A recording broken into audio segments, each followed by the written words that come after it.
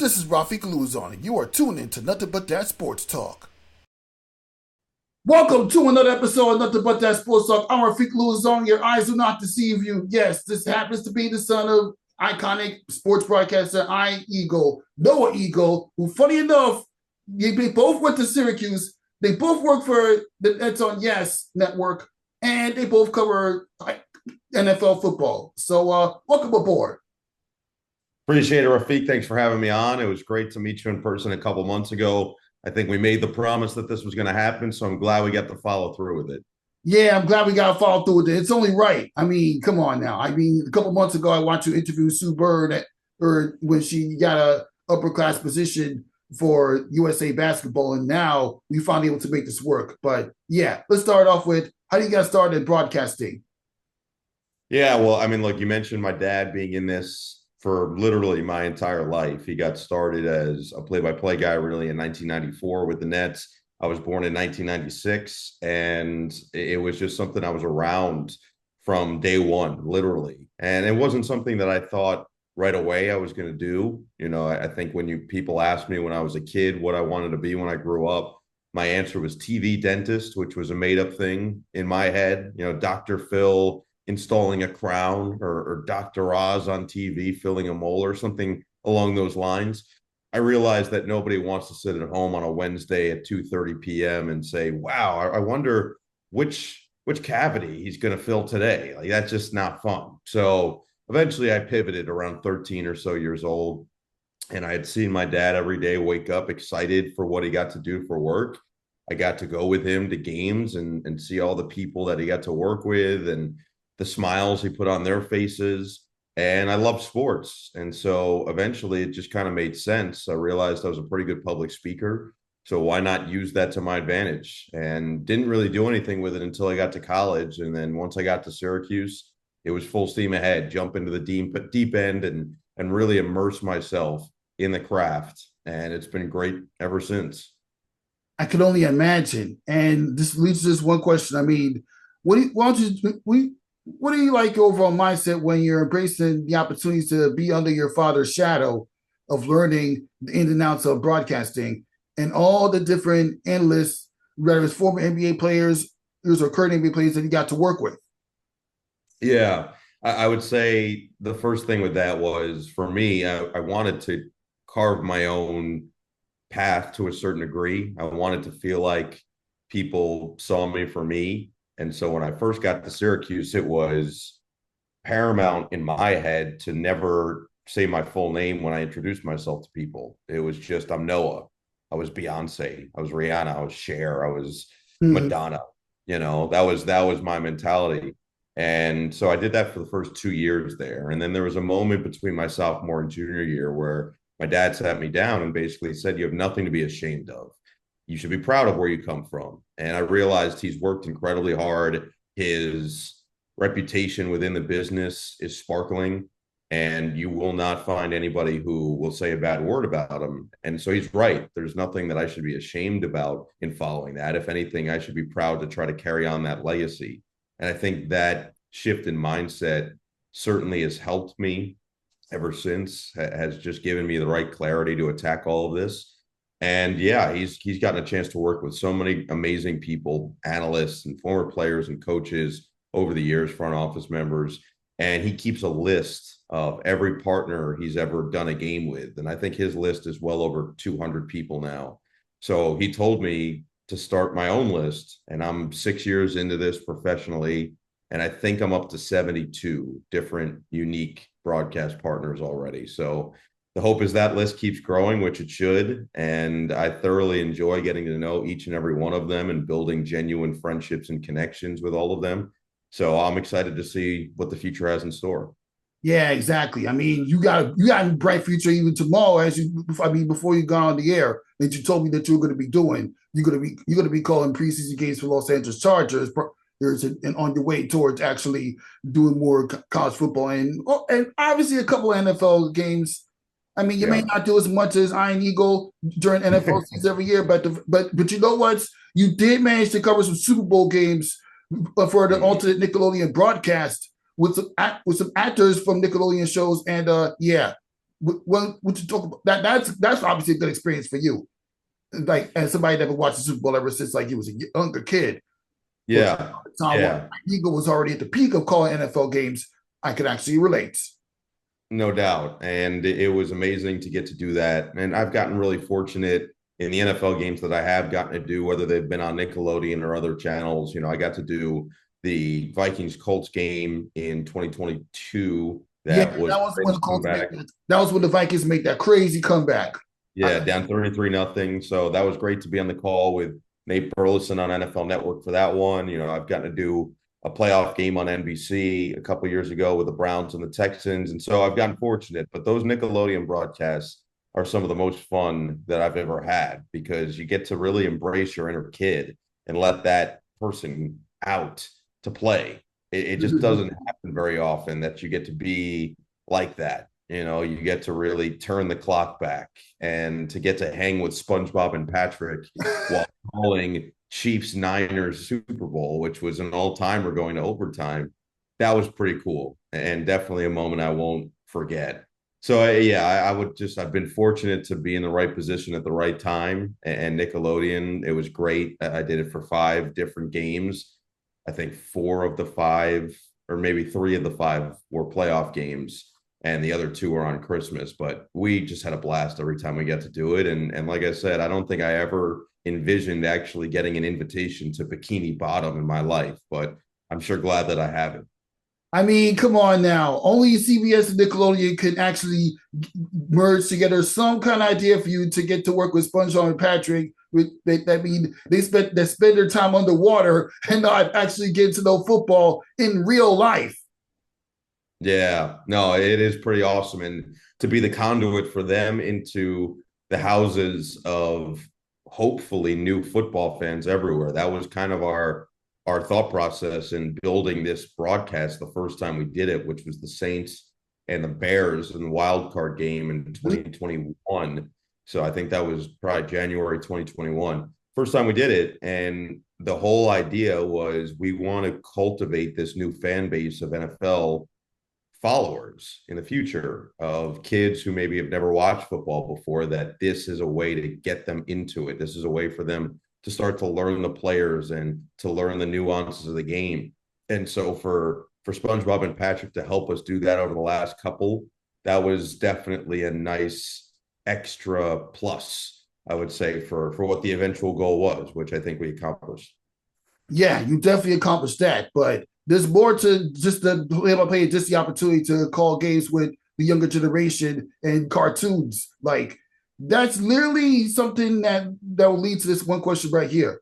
What have you always thought about the opportunities to like give back to the youth by working with the youth? And yes, that includes the play-by-play for the Mavericks and Clippers playoff game you did with Pepper Pursley years ago during the COVID year. Oh, you've got all the background. I love it. I love it. And not many people remember or think about the Kids Cast, but that was a blast. And Pepper was a superstar then. She's a superstar now, and that's only going to continue developing over years. But I think it is absolutely paramount to pay it forward. That was something that my dad really instilled in me from a young age. And I watched him do it. I watched him practice what he preached over decades now. And what stood out is how many young broadcasters he helped prop up, he helped give advice to, he watched their stuff, listened to their stuff, gave them legitimate advice and criticism to help them move forward. And then the pride that he got when he got to watch them succeed and watch them better their careers and their lives. I've tried to do the same thing, whether that's on air with people like Pepper and being around her, or off air with anybody who reaches out looking for advice or questions or anything like that. If I can be of any service, that's my duty at this point. I've been so fortunate to be put in all of these positions. So now it's about how can I help the next wave get put in those positions as well. And I take a lot of joy in that. And so the hope is that I get to see my tree continue to grow, just like a great coach in the NBA or the NFL or in any sport, where they watch all of their proteges turn into great coaches, and then their proteges turn into great coaches. That's the whole point of this. Exactly. And you can't just ignore the father son duo that happens in sports broadcasting. Just like you have Marv Albert, who went to Syracuse, and then later on, Kenny Albert went to Syracuse. Even though Marv Albert's retired, the broadcasting legacy continues to descend upon father son. Like, how do you enjoy that concept of the fact that the older broadcasters get to be somebody a role model for younger generations like yourself? Yeah, I mean, we see a lot of great examples, obviously, with you mentioned the Alberts, obviously Joe Buck and Jack Buck it being one of the paramount examples, Mm-hmm. the Carries, and you go down the list of how many great and highly successful father-son and beyond duos there have been, or trios for that matter.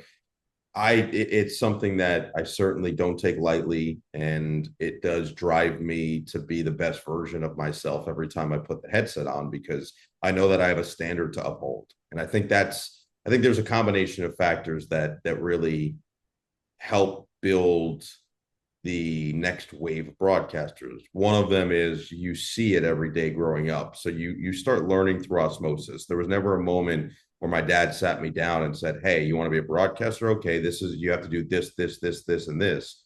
For me, it was a lot more, "Hey, you want to come to the game? Cool. So I'll go to the game and I'll really observe how he handles himself leading up to a game. Or I'll sit in his office and I'll watch him prepare for the 3 games that he has that week, and you just learn by viewing it, by seeing it, and understanding how it's done. I think that's the one thing. And then the second part is exactly what I was referring to in the beginning, which is there's a standard you have to uphold. If you are Marv Albert's son, if you're Jack Buck's son, you're an Iron Eagle son. That means that it's up to you to continue that legacy, to try to build on that legacy. And that forces you to be at your best all the time and to put in maximum, if not beyond maximum, effort in preparation and in continuing to sharpen the skill and the craft, doing all the little things that you can to just be at the best version you're possibly at. So I'm very thankful that I've got that, but I'm certainly thankful that I also have him to help me navigate the things that I'm going through for the first time. And I think that's the real advantage is he had been through just about everything. And Marv and Jack Buck and so many others have been through all of the experiences behind the scenes. And so navigating that world, you're not going through it completely blind. I think that's, and again, that's where I always implore anybody who's in this to reach out and ask those questions, whether it's to me or somebody else who's been through them now. You just need somebody who can kind of guide you on what's proper within this world. And so having that is absolutely critical. And I've been very fortunate. Yeah, it's very fortunate, like, to actually decide to do sports broadcasting, even when your parents, even when Iron Eagle didn't necessarily told you, "Hey, you should be a broadcaster." It's just something that you decide to do on your own. I mean, Correct. look at me. I mean, I did. I mean, I didn't grow up in a family background that wanted sports broadcasting, but I wanted to do sports broadcasting, sports journalism in some realms anyway. I wanted to cover a finals, a championship game or series. I wanted to cover a college basketball game, but that happened when I started being a writer, and then fast forward, I have my own brand. I covered college basketball and WNBA just by starting this platform that I'm interviewing in right now. Yeah. And anybody can do that, to your point. Yeah, it's more accessible now probably than ever before with all the mediums and all the technology. Anybody can build it from the ground floor up from scratch. And if you're willing to put in that time and effort, you can cultivate something that is really special over many, many years. And I think you're living proof that if you want it bad enough and you're willing to work for it, it's there for the taking. Exactly. Exactly. And it's also the networking aspect of it. Not just the family connections you had at the beginning of your life, but networking way towards meeting other people that you and your dad work with. Yeah, incredibly important. And I think handling yourself the right way in those situations is also important. Not looking at it as, let me find a way to get in with someone just because I can see what they can do for me, but looking at it as, how can I build genuine relationships with all these people? the more genuine the relationship, the more willing I've found most people are to help and to look out for you. And so, no doubt, I think you're always going to be adding and multiplying in your life. And so you want people that are of value, not in terms of just your work stuff, but personal as well. Who's adding value to your life? Who's making you a better version of you? If you can find those people, generally, then it leads you down the right path. Yep, it definitely leads you down the right path, especially for somebody that's looking to cover games on NBC. I mean, let's not forget, a year ago, you were covering some of the most epic Olympic basketball games you've ever seen. Like those last 2 rounds of USA men's basketball team and the women's in the women's gold medal game.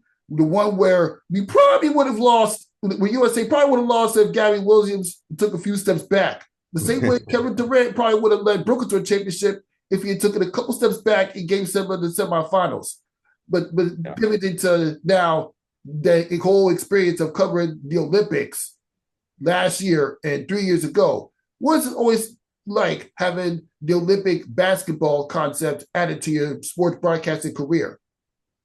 Man, really, really amazing. And I got the first taste of it during 2021, which was technically considered the 2020 Olympics. But the Tokyo Olympics, I got to work the 3x3 stuff. And it was the first time that 3x3 was being played.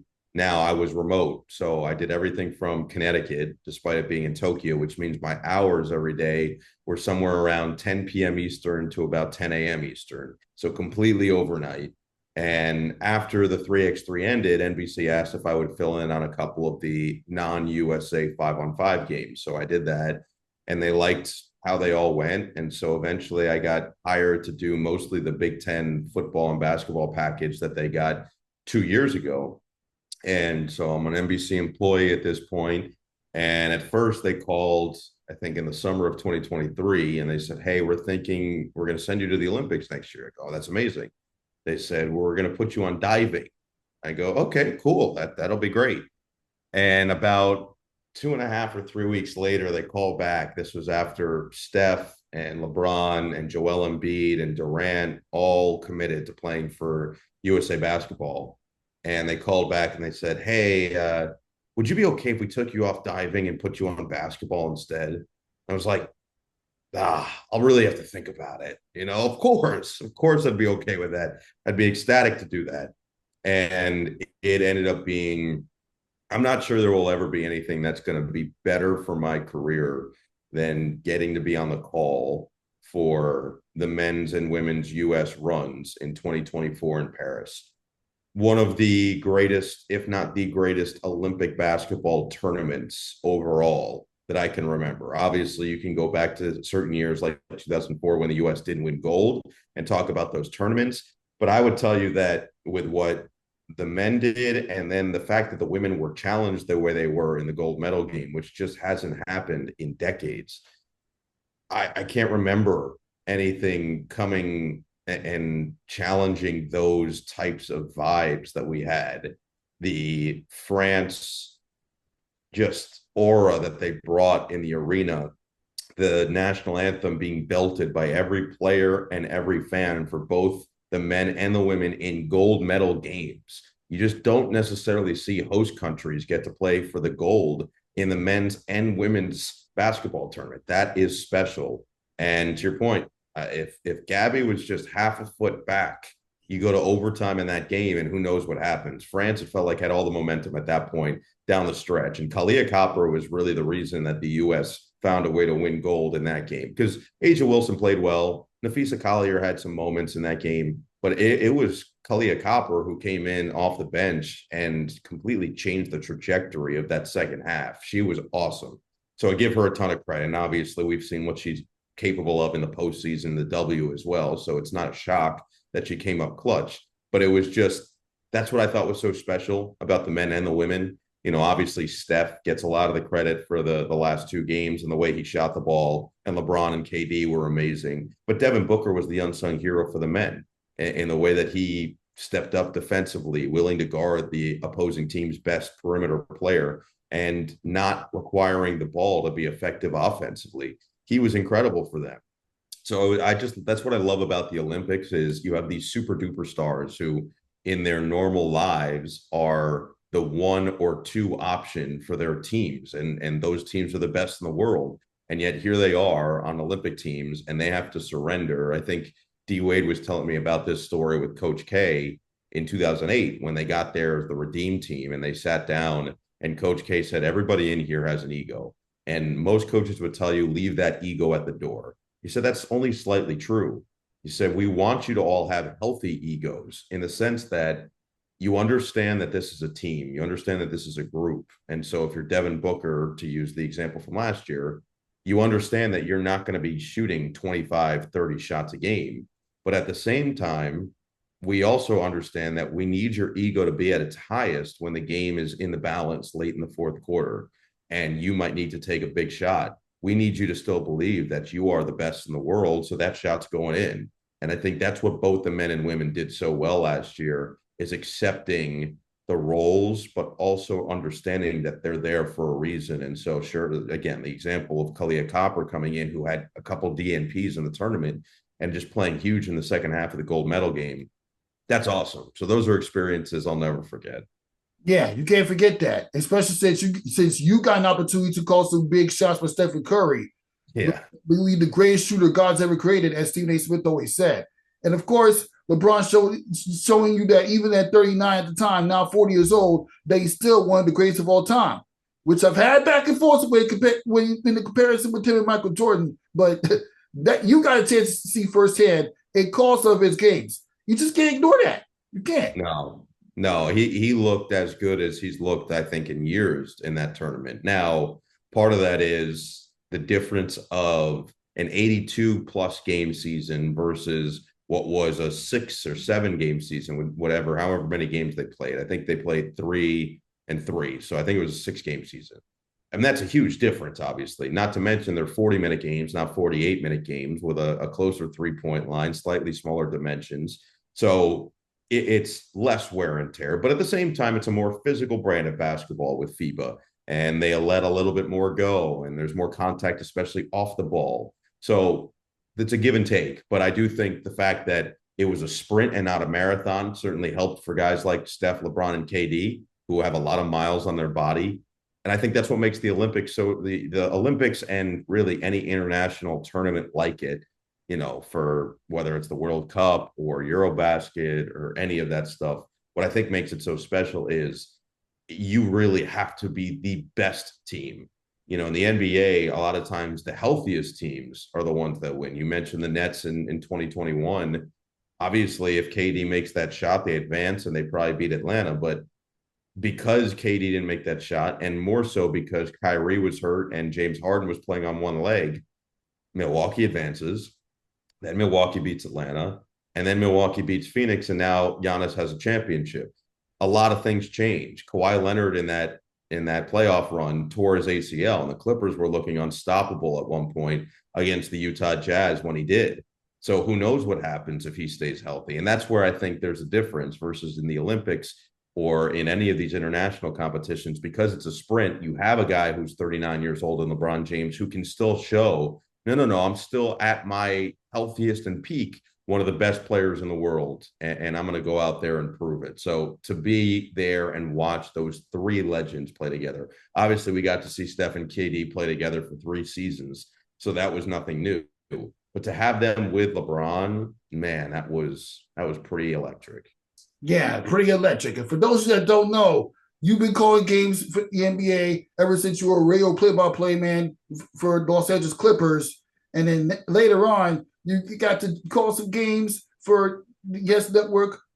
And now you're going to be the second to lead commentator for the NBA on NBC this season coming up when the NBA makes its return to NBC to call this first games for the first time since 2002. Marv Albert was play-by-play at the time. Now, fast forward, being able to be a part of the return of the NBA on NBC. When you got that call, what was that like for you?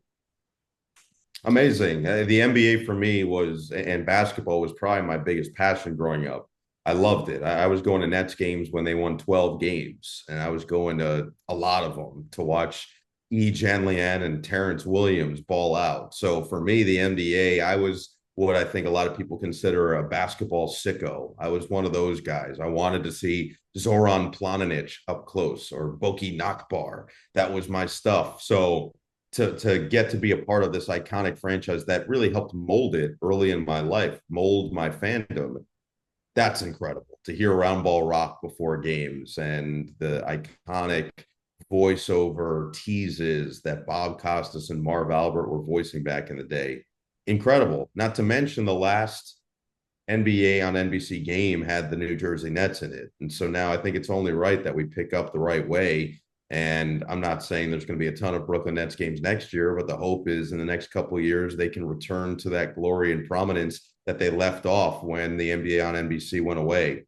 But it's going to be amazing. I think the cool thing about NBC, having worked there now the last 2+ years, is they don't skip any steps with any of the properties that they have. There's no corners cut. They make sure that if they have agreed to broadcast something, it is going to be done with the absolute most amount of detail possible. So when we do a Big Ten game, there's every resource that you could possibly need right there for you. When we do an NFL game, there's everything you could possibly think of taken care of by the overall production crew and our research team and everything. So I'm excited to see what they do and what we all do with the NBA now returning, because we saw what it looked like in the 90s and early 2000s. Now there's going to be a combination of some of that nostalgia with a modern twist. So it's going to be a lot of fun, and I'm just really glad that I get to be a part of it. Yeah, you get to be a part of it alongside Mike Tirico. Let's see, Terry Cannon and Michael Grady. 4 guys that know what they do about doing play-by-play. No doubt. I mean, Mike obviously did the NBA for a long time with ESPN, but it's been a little while. I mean, it's been almost 10 years since he did the NBA. His last regular season game, I believe, was actually Kobe's Kobe Bryant. Yeah, the Kobe Bryant's final game, God rest his soul, he put up 60 points. That call was iconic. Even in a meaningless regular season game, Kobe Bryant went out the best way he can. It gave him Mike. Yeah. So for him to go out as a commentator in his last NBA game before the move to NBC the best way he can. And now Mike Tirico is going back to that. No doubt. So he obviously knows doing the NBA, and he's really excited to get back into it because the game is so different from even what it was in 2016 when he finished up. So I know he's looking forward to it. He did a couple regional games last year, one in Boston, one in Philly, and had a blast. So he's pumped. Michael Grady is a just budding star in this, and budding might be even wrong. He might just be a straight up star at this point. He's really awesome and has done the Timberwolves the last couple of years on television. He's going to be doing both NBC and Amazon, which I think is great for both sides, that they get this excellent broadcaster who can be a part of these reboots of the NBA. And Terry Gannon, people forget, was a key cog in the 1983 NCAA championship team at NC State, taking a charge on Clyde Drexler. I did my homework on that. I did my homework on that before I got on the air. Trust me. There we go. And Terry actually was with us because he was doing gymnastics at the Olympics last summer. He stayed for a couple of days, and he actually came to I want to say it was either the U.S.-Serbia game or the gold medal game against France. He sat behind me. So he's just a basketball junkie himself, obviously. And he did NBA stuff years ago before he made the move to NBC. So I know he's just as glad as Mike to be back on it full time. And it's going to be an exciting season. We've got a great group of analysts, just an overall awesome team. So looking forward to having some fun. Yeah. And you know what? To wrap up the conversation, especially with Michael Grady being able to broadcast on both new platforms in this couple of seasons, what do you think the NBA on NBC and the NBA on Amazon Prime is going to do for the future of sports broadcasting in NBA? I think we're going to have to wait and see. You know, I'd say that both have ideas of how to make things fresh and new. But until the season gets rolling and games are coming at us furiously, I don't know if I can fully predict what it's going to look like. I think there's still a lot of planning going on. We were both in Vegas doing a lot of meetings with teams, which was a blast to see everybody and see a lot of the coaches and GMs and PR people. So I know everybody's just excited to see what both properties can bring to the table and see how they can keep things a little bit maybe fresher or what they can do that is different than what we've seen over the last several years. But it'll be a nice trial and error, I think, as they go, because both are for the most part new. There are a lot of people that work at NBC that worked there when they had the NBA back in the day, but it's still very new and the game is very different than what it looked like in the 90s with Michael and even early when Magic was still rolling and going through with Hakeem and Shaq and the Knicks and all. It's very different. Just the game is different. The way stars are different. The way we cover it is different. So I think it's going to be interesting to see how both sides do it. Yeah, exactly. Especially you get to get NBA and on NBC, well, especially with NBC and Amazon being able to broadcast the New York Knicks to get a look on how they're going to build off their conference finals run last year. But then, which leads to another topic. What are your thoughts on the New York Knicks offseason, how they're going to build on their conference finals run? Yeah, I think what they realized is depth was a real need. You know, you go up against an Indiana team that had it and it wears you down over the course of a series. Indiana took full advantage of that and rode their way to the finals.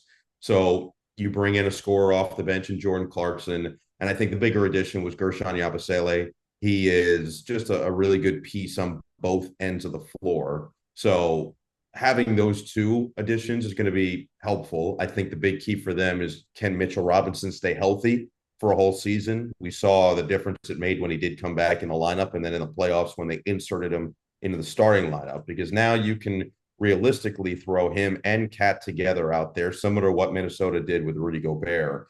And it felt like Cat was a little bit more comfortable at the 4 than he was at the 5. Both of them struggle with foul trouble. So it'll be interesting to see what Mike Brown does. And then that's obviously the biggest change of the offseason is bringing in a new head coach. I think the big key to remember, and what I'm glad the Knicks ended up doing, is they didn't completely panic. You know, the only thing you could argue would be firing Tom Thibodeau as, quote, panic. But for the most part, their team is incredibly similar and kept together. And I think that's important for a couple reasons. One, they were so close last year, and I think overreacting never usually works. But two, more importantly, the East is so wide open with the injuries to Tyrese Halliburton and Jason Tatum. Those two teams, Indiana and Boston, are highly likely out of that conversation of winning the conference. So this is the time to strike. And I think we've seen that with teams like Orlando, who recognized that and went out and got Desmond Bane and bolstered their lineup significantly to say, okay, this is our nucleus, this is our core. They're going to be locked in for however many years moving forward. Now let's attack this. Let's really go for it. I think a team like Detroit, it would have made sense to do the same. The Malik Beasley scandal hasn't helped, but they go out and say, okay, we'll replace them with another shooter in Duncan Robinson. And I'll be curious in how they look, because to me, this is an opportunity for Detroit to try and go grasp this conference. It's open for them. And I think there are a couple teams that feel that way. Obviously, Cleveland going and getting Lonzo Ball, I thought was really helpful for them. And so there's 4 or 5 teams. Atlanta seems to be starting to go for it a little bit more, that feel like they're in the mix. It's as open as it's ever been. And New York is the team that feels probably the most confident, given what they return and given where they were last year, that they can win the conference. And so we'll see what Mike Brown has in store. We know he certainly can coach, multi-time NBA coach of the year. And just a couple of years ago with Sacramento, brought them back to the playoffs for the first time in forever. That's not a small feat. So it's going to be an interesting season for them, but looking forward to being on the call for some of the games. Yeah, I can only imagine. I mean, you get to actually get to not only witness, but tell a story narratively on how the Knicks are going to build off their conference finals exit to the Indiana Pacers. The one team that they alluded to, they struggled to defeat the past 2 seasons, even with the improved regular season. And of course, Brooklyn, on the other hand, they're in a rebuilding phase. But with all the new rookies and pieces that they picked up, do you see them actually building off the season and getting even closer to being a playoff team, or will it be more of the same? I think it's kind of a wait and see. You know, talking to Jordy Fernandez in Vegas, he said all 5 of those guys, their plan for all 5 of the first round picks is to play them this year and see what they have. So I think a lot of it is you don't know until you see them in live action. They get to see them behind the scenes. We got to see them a little bit in summer league, but until they're actually in NBA games, we have no idea what they're going to look like. And I think that's kind of by design, is you're taking a lot of these guys with the idea that they might develop into stars. I think we just saw with Oklahoma City how that happened, where you get a guy at the end of the lottery in Jalen Williams and he turns into a superstar. And now you've got this incredible three-headed monster with SGA, Jalen Williams, and Chet Holmgren, and then added the pieces around them. But it all started for them with building their youth. It started with Lou Dort and SGA, and they just started adding around that and getting guys like Aaron Wiggins and getting guys like now Isaiah Hartenstein and Alex Caruso to fill in the blanks. But Isaiah Joe as a great shooter. You need to find those diamonds in the rough. It's actually what Brooklyn did in 2018-19 that led them to the playoffs, getting the trade for D'Angelo Russell and him turning into an all-star, taking flyers on Karis LeVert and Spencer Dinwiddie and Joe Harris and Jared Allen and having all of them pay off. So it's a wait and see. I don't know if we can say anything about what they're going to look like right now next season, but knowing what Sean Marks is capable of, as mentioned, as what he did in 2018-19, there's no reason to believe that this isn't going to be a successful rebuild whenever it does end. Got a point. I mean, everything's a building block. When having superstars carry a team to a championship doesn't work out, there's always a way to rebuild to turn the players you have right now into superstars. It's going to take a while for Brooklyn to get back to the way they were when they had Kevin Durant, Kyrie, and James Harden. But like you said, we're going to have to just wait and see. Meanwhile, on the other hand, yeah, we were going to say something? I think patience is always key, and remembering that the worst place to be in the NBA is right in the middle. You don't want to be in the middle because then you're not necessarily getting high enough draft picks to take franchise changers, but you're also not good enough to be a championship contender. And so I think right now they're in that developmental stage where they can take legitimate, talented guys in drafts, and they've got more cap space than anybody, so they can take on contracts for assets. I think we'll see that until they start really hitting. And if they start hitting on some guys, things change very quickly now in the modern NBA. Yep, things will change, definitely. Now, pivoting back to the NFL conversation, obviously the New York Giants had like literally the worst or one of the worst records that last year at 3-14. You draft Jackson. You draft this dude named Jackson from like Ole Miss, I believe, and yeah, you picked up Russell Wilson during the offseason. So they got some quarterbacks to work with. How many wins do you think the New York Giants can get, and what is your outlook for the team? Well, I'm not good at predictions, but I will say just my outlook for the team is this. Their defense has a chance to be one of the best in the NFL. I would say taking Abdul Carter third in the draft was an outstanding decision. I got to do many of his games at Penn State over the last 3 years, and we've met with him. When he sits down in the room, you look in his eyes and you see a killer. You see a dog, a big dog out on the field. And that's what they needed to just bolster what they already had. And bringing in Brian Burns last year, he was outstanding for them. They've got a pass rush that is going to be as lethal as any in the NFL. And I think if you have a pass rush like that, we've seen what it's done for the Pittsburgh Steelers, where their offense has been anemic over the last 3, 4, 5 years since Big Ben retired. But their defense has been so good that they've still been playoff teams. And I'm not saying that the Giants are going to be a playoff team, but I am saying that their defense is going to be good enough to single-handedly win them some games. Now, the quarterback conversation is interesting. Russell Wilson's going to start the season, and we'll see how that looks. And he obviously got off to a very fast start last year in Pittsburgh when he took over as a starter after the early season injury. But then it fizzled a little bit down the stretch. And I know that Brian Daboll has a lot of belief in Jackson Dart and what he's going to be in being the future quarterback for the New York Football Giants. So I'll be curious how it develops. If they're winning and Russell's playing well, he's going to play for the season. And Jackson's going to take a full year to learn. And let's not forget how many quarterbacks that has benefited, whether that's Aaron Rodgers learning for a couple of years, Jordan Love doing the same, Patrick Mahomes sitting out his entire essentially rookie year and coming in and winning the MVP. That's what I think is generally a good thing. To me, it's actually better And we're going to see what it looks like for J.J. McCarthy this year in Minnesota after sitting last year with the injury and learning from Sam Darnold. But I'd rather have a quarterback who's a rookie sit for a year, observe, really let the game slow down and learn the terminology and have all of that down so that when they hit the ground running as a starter, it's with some base knowledge. And I think that's what would be best for Jackson Dart. They also have Jameis Winston on the team. So two guys who are proven starters in the NFL that he can learn under and just, again, through osmosis, just feel like he's got a mastery of it before he has to get thrown into the fire. So I'll be curious, but Tyrone Tracy, excuse me, Tyrone Tracy had a great rookie year last year. And obviously Malik Neighbors is one of the most dynamic weapons in the NFL. So they've got young pieces. Now it's about putting them all in the right position to be successful. Yes, that's pretty much what it is. And I don't know what we're going to get for your Giants. And I don't even know what we're going to get for Russell Wilson. And I know you just probably broke it down to me, but are we going to get the Russell Wilson who not like over a decade ago won a Super Bowl with the Seattle Seahawks?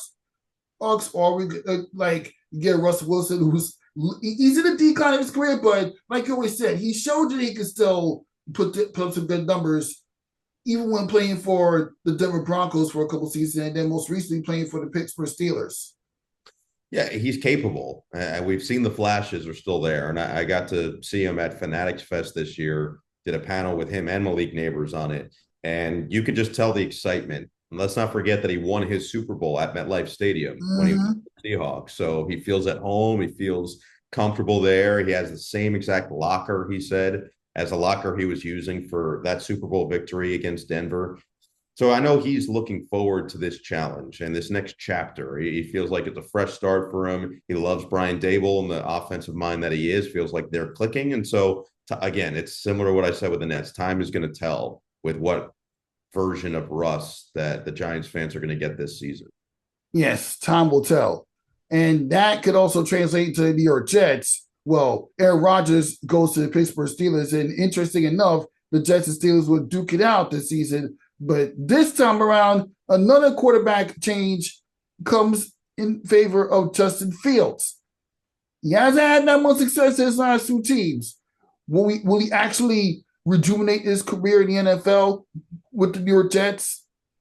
I mean, he did play well early in the season with Pittsburgh last year, and they were winning games. So that's generally a good sign. Now, he wasn't throwing for 400 yards in those games necessarily, but he's a weapon because of what he can do with his legs. And I think fits what the Jets are right now on their timeline. They're hopeful that maybe he can just turn into the franchise quarterback that they've been searching for what feels like forever at this point. But they're not putting all their eggs in one basket necessarily. I think they know that it's all future based. And with Aaron Glenn coming in as the head coach, it's about the culture more than anything else. And it feels like he's instilling that culture very quickly, bringing it over from Detroit. What we've seen with what Dan Campbell has done with the Lions, he's trying to do essentially with the Jets. So that'll be first and foremost about finding all the right pieces. They locked down Garrett Wilson and they locked down Sauce Gardner long-term with new contract extensions. They still have all of that talent from that year's draft with Breece Hall, those two guys, and Jermaine Johnson. They're rich with talent just from one draft alone, which is great. So now it's about continuously finding those extra pieces around them and building up the offensive line. They took another offensive lineman in the first round this year, second consecutive year they've done that. And that was really their biggest issue for Aaron Rodgers, is that they had a quarterback who at his age wasn't as mobile as he used to be and needed really good protection and wasn't getting it. And so now if the protection can take a step forward, you've got a guy who is mobile and can get out of a bind if need be in Justin Fields. And you've got a good backup quarterback in Tyrod Taylor as well. And so I'll be curious how it develops. They're probably a bit more of an unknown as a team this year, but I do love the Aaron Glenn hire, and a guy that the Jets drafted and has deep roots to the team. I think brings a level of toughness and a level of discipline that they probably didn't have necessarily through last year with the influx in the coaching. I think Robert Saleh had a lot of those qualities, but once Saleh got let go and it was just, it didn't feel like there was a consistent message coming from the top. So the hope is that changes with Aaron Glenn this year. Yeah, this should be pretty interesting because This New York Jets team hasn't been to the postseason since 2010. And now with so many different quarterback changes, and even we're hoping that this roster will actually make something work. No doubt. And they've got talent, as mentioned. So the talent just has to go out there and play at the high level together and discipline. They were one of the most penalized teams in the NFL last year, especially offensively in critical situations.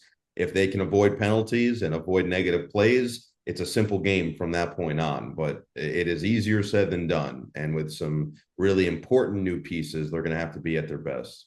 Yep, they definitely have to be at their best.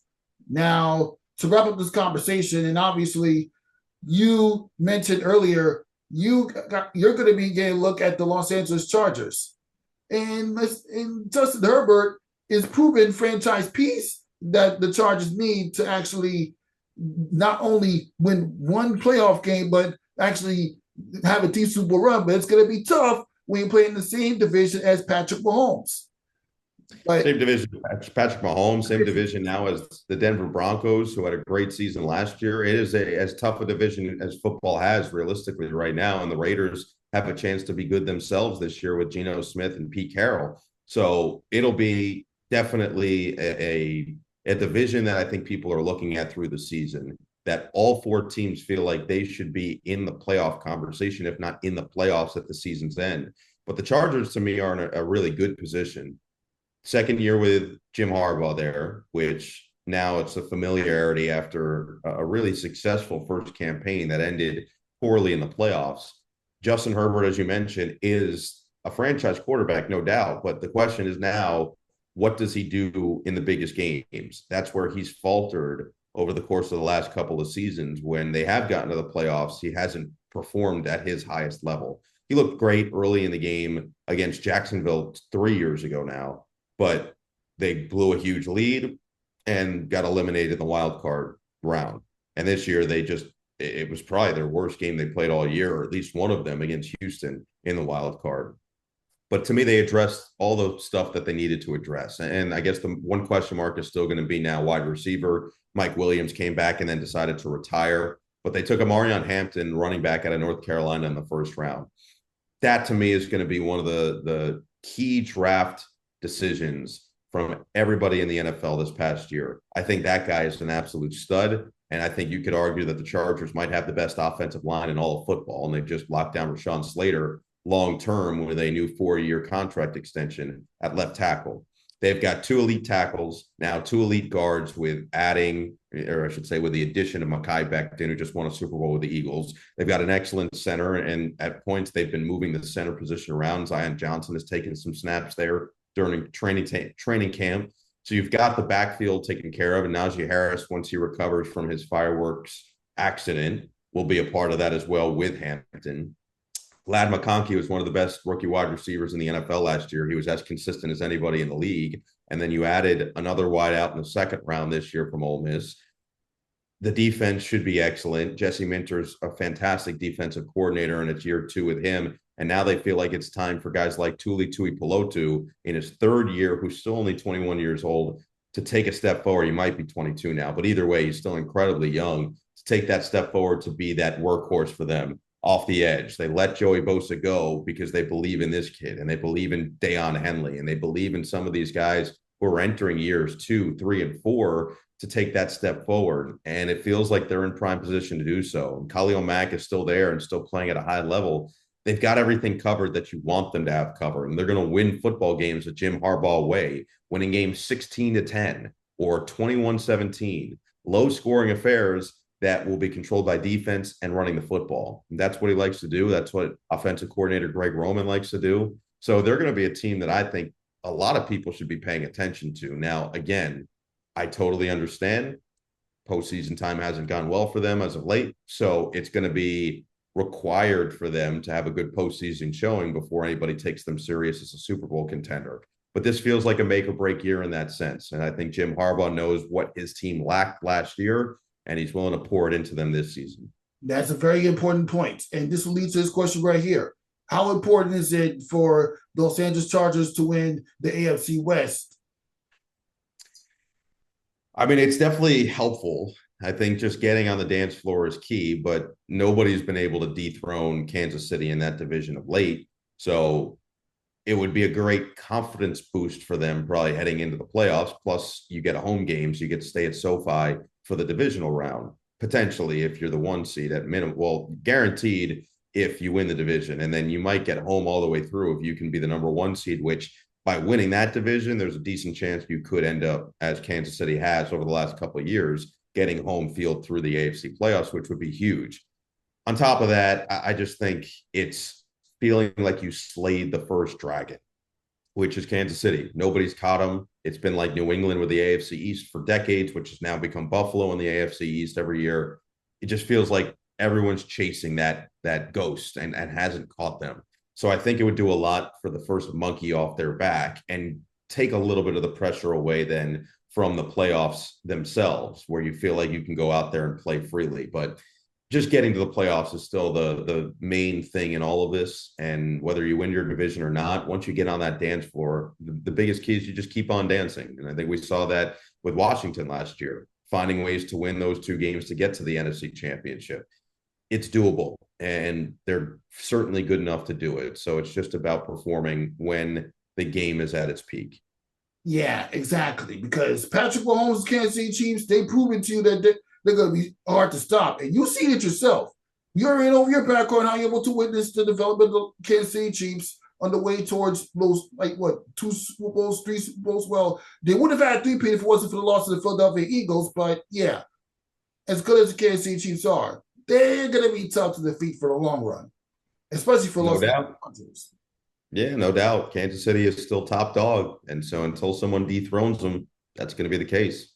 Yes. Now, before I let you go, what advice you have for anybody that's learning how to develop their journalism skills? I would tell you that reps are the most important thing you can do. And it's like anything in life. You want to be a great basketball shooter, you want to become Steph Curry, you got to take a lot of shots and perfect it. You want to be a great musician, you got to play your instrument all the time until you perfect it. You want to be a great doctor, you got to practice. So it's no different than any of that stuff. And that's what's really gotten me to a place where I felt comfortable. When I first started doing this, I didn't feel comfortable doing play-by-play when I started in college, but with each rep, it got a little bit easier and a little bit easier and a little bit easier. And you can get reps on your own if you need to at home. I used to record Jets games into my phone and listen back to them, just watching them on YouTube. That's doable. Anybody can do that right now. The second part is you just want to make sure you're always being yourself, being true to who you are. Do the job how you think the job should be done. Don't do it the way somebody else is doing it. Now you can take bits and pieces from people and then basically mix that into and cook that into your own style, but it's got to be your voice, because anybody listening or watching, anybody reading, they'll know when you're trying to be somebody that you're not. And the last thing is, remember to always have fun, because when you're having fun, then all of us are having fun. Exactly. That's a very good advice. I mean, shoot. I remember a year ago, I practiced play for the WNBA finals with me and one of my old friends who has her own platform, who covers sports and entertainment on her own. She couldn't watch the game, but I could, and I was able to do play-by-play just for it to keep up. Like seriously. There you go. And there were times where I practiced play-by-play playing Madden and NBA video games. So 100%. And most of that was before the thought of even having an opportunity to do play-by-play for college radio, as I did last semester with St. John's, was something I never thought about until I had the opportunity and the qualifications to give it a thought. And I even done some play-by-play demos at Fordham University, as I mentioned in conversation way back when we first met. It's all about developing the craft. I never had much. I couldn't develop my play-by-play craft with the 1 year I've had that school, but I'm at least getting an opportunity to do it right now. So all I can do is see how far it goes. I love it. And you're doing it the right way. And I would tell anybody else that wants to do it, listen to everything that you just said. Mm-hmm. That wraps up this episode. Nothing but that sports talk. Thank you for stopping by, Noah Eagle. Good luck with everything you do. I can't wait to hear your voice for the Los Angeles Chargers preseason games, and of course, the NBA on NBC. It's going to bring back nostalgia with you on the mic and the headset. Can't wait to see what you do. Rafiq, I appreciate it, man. Thanks for having me. Yeah. For Noah Eagle, Rafiq Luzon, we'll see you next time.